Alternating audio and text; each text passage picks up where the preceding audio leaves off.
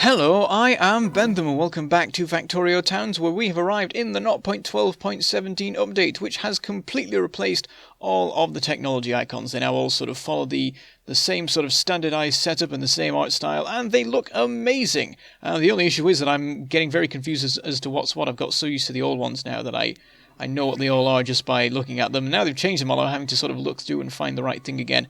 But yes, we're working on military technologies right now because we've been having some biter trouble. In the previous episode, I built a new tank, got it all set up, and we went on a couple of little missions dealing with some of the bases around the desert. But the thing is, the pollution is constantly expanding and the biters are constantly pushing in. And we need to do more. We need to keep fighting, or they will very quickly overwhelm us. We've got biter attacks coming in from every side at this point. So the only town that is safe is Ironwood, because it's just so environmental over there that the biters don't seem to be worrying about it.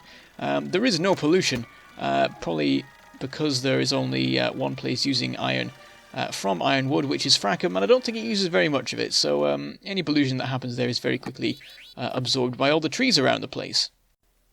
But all the other towns are under attack pretty frequently, and we're going to have to do something about it. So we're in the main base, resupplying, getting some steel. The only thing is that there's so much ammo production now going on, and we're using up so much that there's not enough steel anymore. So, like, I'm dumping some onto the line there so that we get some ammo production in the meantime, but that's only a temporary solution, and ultimately won't get us any more ammo than otherwise. It'll just get us the ammo we're expecting sooner. So we'll have to add in some more furnaces. So in a minute I'm going to add in an extra furnace for steel and an extra one for copper, just so that we get enough ammo production going. We're also having some trouble with the power once again. Things are looking a little bit yellow, so I'm having a check of the power graphs. And what we need to do with that is add in another pump, I think. So we'll make our way over there. Add in one more pump and that should be fine. There should then be enough water again for everything. But we will need to make sure the water is flowing quick enough. We've got it going through two pipes at the moment, which may be a bit too cramped. I don't know how the flowing really works, like how fast you can get pipes to go, but it also seems like corners cause issues, and I can't really work out the specifics of it. But I put in the extra pump, and looking at the end of the steam engines, it is not enough. So we'll mess things about a bit. We've got 6 different columns, so instead of having one pipe for each 3, we'll just have 3 pipes and have one for each 2. So I'll try and sort of make the transition as smooth as possible, connecting up first the last pair, and then once that's connected up, we'll disconnect it from the previous one. Try and keep things running nicely. But yes, the pollution is expanding very rapidly. We've got so much blue science going on, and it always seems like things are just continually increasing, or perhaps it just takes a really long time for pollution to even out. But it's continually expanding, and it's getting quite worrying how far it's reaching, particularly, of course, on the desert side, where it's getting beyond our radar range. We've just built a new radar to help sort of scan a bit further out in one of the lakes to the west. And what it scans does give us some good news. The lake that it's at the edge of sort of expands out a bit, so there's sort of less directions that the biters can come from to a certain extent. The more water there is around us, the better, because we can sort of, well, the lakes will naturally funnel the biters, and it can help us with the defending. Anyway, I'm now happy with our supplies, so we'll hop back on board the tank, start making our way back into the desert. Going through Southbridge there. The coal mining seems to be going alright at the moment, though with even more power usage going on now, we may need to keep an eye on that. And also we're getting very, very low now on the coal that we have in Colbury itself. And I think we're down to 1 mining drill now, or maybe it's 2 or 3, but we get to 1 sooner rather than later anyway. But yes, we need to deal with some more of these bases. We're going to try and clear out everything in the desert. It will probably not manage it, but we'll do our best. This one is sort of fully surrounded by the pollution, so it's a particular priority. There are a lot of bases that are on the edge of it, and the reason that they're on the edge of it is because they're absorbing it and it's not going any further. And that might be part of the reason that the pollution just seems to not stop expanding, because it's going up against bases, and then we deal with the bases, and then it keeps going until it reaches the next base, which is not good. So we're sticking to our Turk Creep method that we tried last episode. It seemed to work fairly well. And so, like, the main problem with the Turk Creep before was that we were too flimsy, and it caused us some issues. Now that we have the tank, it is a lot easier to do it. We can place the turrets and load them while staying inside the tank. And the only thing we can't do is deconstruct, which is not a problem, because if we're deconstructing some turrets, it's because we've got some other turrets protecting us further along, and then we're okay to hop out of the tank. We also need to hop out to do the repairing on the tank, and that's probably for the best, because otherwise it'd be fairly cheaty. I'm not sure whether you can get the personal Roboport bots to repair a tank that you sat in. If that's the case, that is it's pretty powerful, though you can't switch power suits while in a tank because it replaces your normal menu. So you'd end up with the construction bots flying out in the middle of battle, and it may not go very well for you. Anyway, I'm also testing out ramming the big worms a bit more. It seems like the best way to do it, like do a couple of initial passes to take out the bases, and then run in the middle of it, take out all the smaller worms, and then run over the big ones. That seems to be the best way to go about it. Hopefully it's the most efficient way in terms of materials. It seems to be pretty efficient because you're not using up stupid amounts of ammo like you are if you try and shoot the big worms. I'm not sure if it would be better to ram like the smaller worms as well. It might just be better generally to ram anything. The issue being, of course, that you lose health, which is always a bit of a danger. It's a gamble ramming something, really, because you could blow yourself up in the process of blowing it up. So I've worked out that I can easily ram 2 big worms if I'm at full health and come out of it fine. Maybe 3, but that would probably be pushing it. If there were 3, then the damage they do to me as I approach them would probably stop me from being able to ram them all at once. But 2 can definitely be done. I've done it already and been fine. It doesn't even take you down to red health. So this is sort of like a group of separate bases all really near to each other that we're dealing with. And we were doing fairly well initially, doing a lot of passes with the tank without having to stop and heal. But then this one comes along and we start having a lot more trouble with it. The biters seem to be particularly good at sort of building up in this particular one and causing me some trouble. So we'll repair and go in for another run every time we get a bit more damage done, so it's fine. Even with the biggest bases, we should still be able to, with enough time, take them out with like little runs along the fringes. All you need to do is take out one spawner at a time and you will eventually win. And of course it'll get easier each time you do it because there'll be less biters around. So we'll clear that away as well. I can't remember if we carry on to the next bases or stop. It depends on how far into the pollution they are. Really, we should just be getting rid of any biter bases we can see because ultimately it will help in the general effort. But I need to prioritise the ones inside pollution range because things are getting more and more urgent over in the northwest and also the east.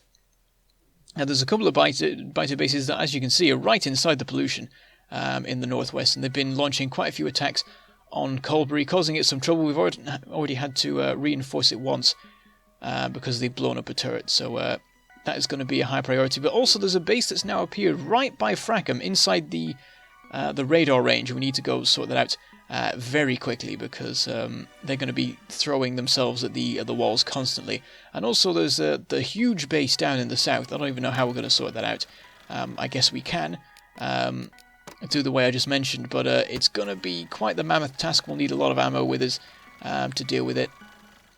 And for the moment they don't seem to be doing that much damage. They're just launching the occasional attack on Colbury that doesn't do too much damage. We just have to resupply the turret occasionally. Anyway, this particular biter base here, I've noticed, has some stone. Also, we're trying a tactic of just running in without the tank and using the shotgun, because the shotgun is doing a huge amount more damage. That's not a very good sentence. It's doing a lot more damage to the biters than the machine gun is. But of course I can only go in while outside of the tank, and I don't have the armor to deal with that sort of thing. I concluded I couldn't really get near enough to the spawner to take it out, and it was only an individual spawner where I was even sort of safe enough to get that near, and I had to quickly resupply or not resupply, I had to quickly heal using some fish that I had handy. So we'll deal with the remaining biters around here. Tank nearly got destroyed, but we managed to just about win that fight.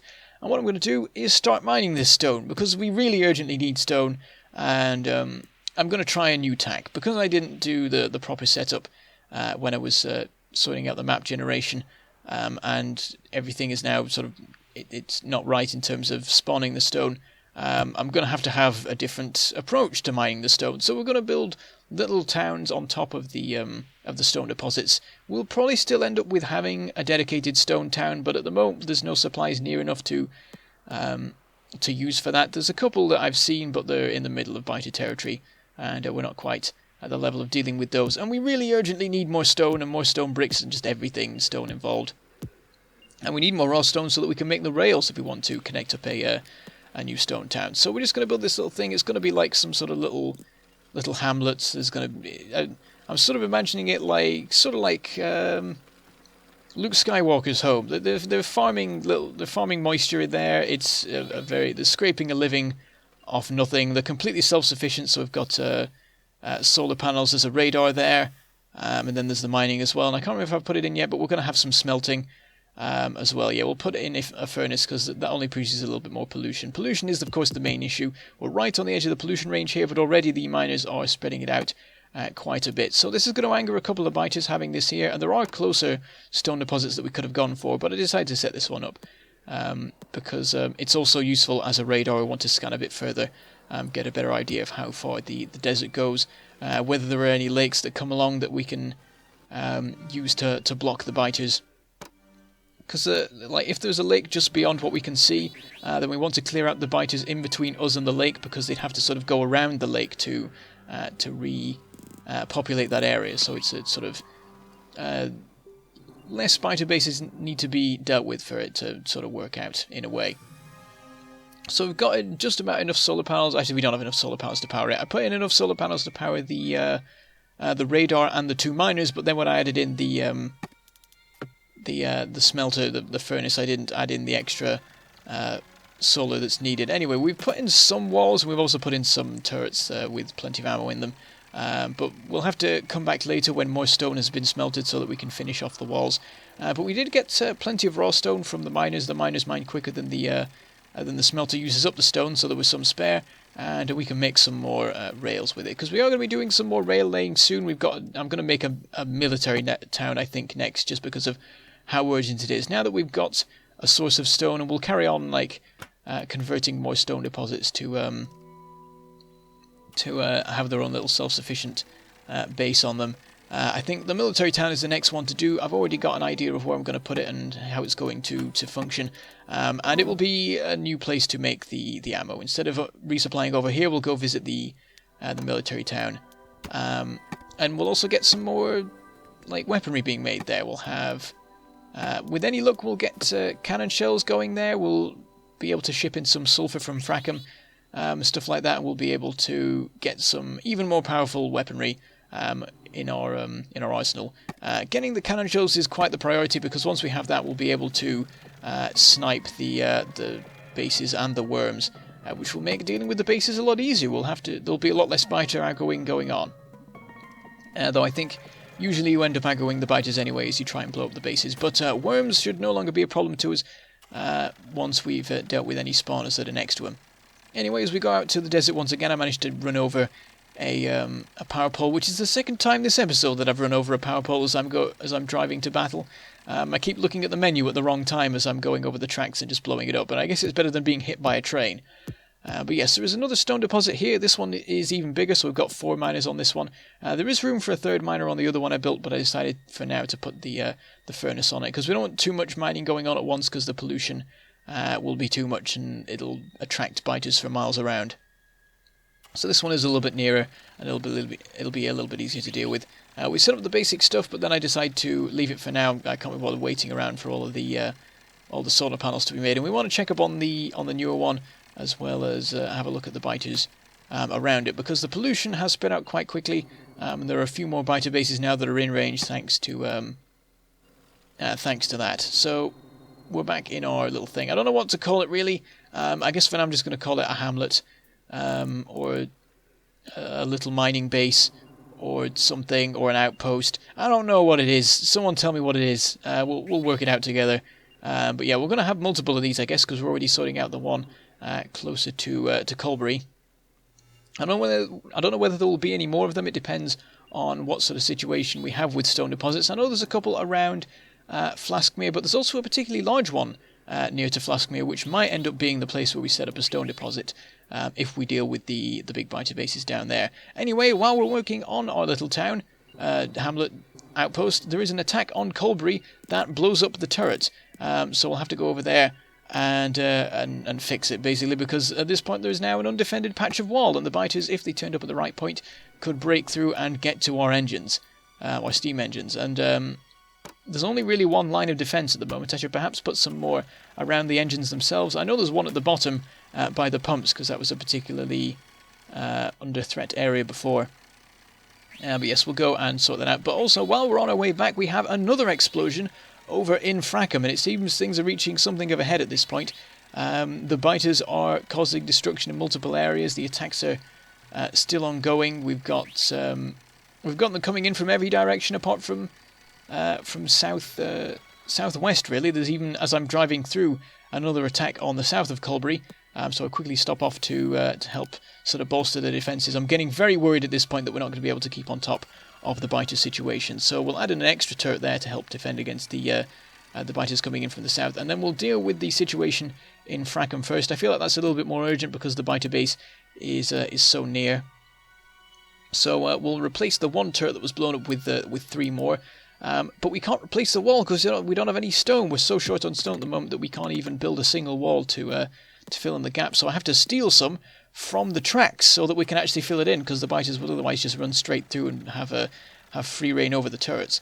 And I think before we even go over to Colbury, we might deal. Actually, no, we'll go to Colbury first before we deal with the base to the east of Frackham.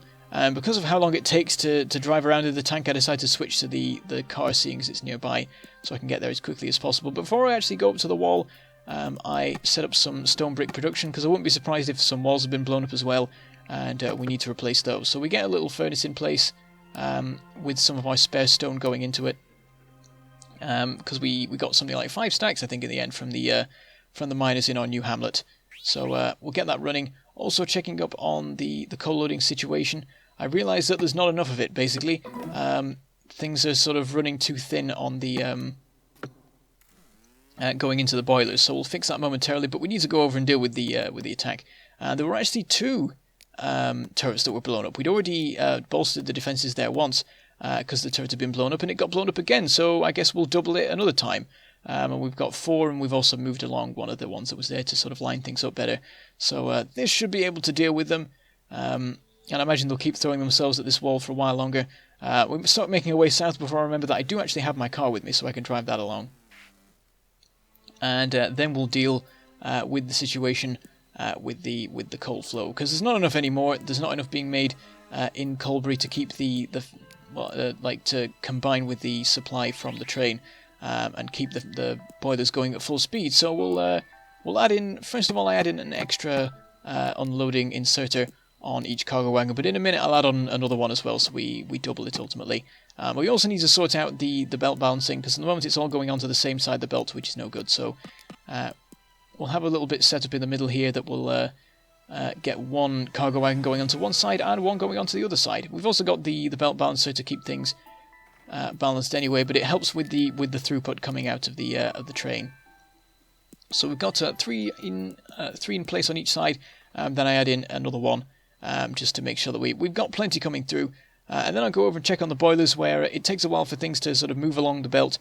So at the moment things are running very thin, and the boilers are running out, and I sort of keep an eye on them to see how it goes, whether some actually run out, and it shows sort of how close we were to things going wrong. And you can see just as the renewed supply arrives, we have 2 boilers run out of power. So if I hadn't fixed that there and then, we might have had a death spiral of power, which would not have been fun. Would have been quite difficult to sort of re-engage it, particularly with the size of the power production that we have at the moment. So we'll go over to Chipton, resupply on the circuits. We've used up quite a lot making the solar panels for our little stone hamlets, or stone farms. Stone farms make sense, I guess, that sort of thing. But we'll also, now that we've got a bit of stone brick handy, we'll fill in that bit of the rails that we missed, and then we'll deal with this biter base over to the east of Frackham. I'm trying to sort of work my way around, so I was going to deal with the desert first, but this is just too much.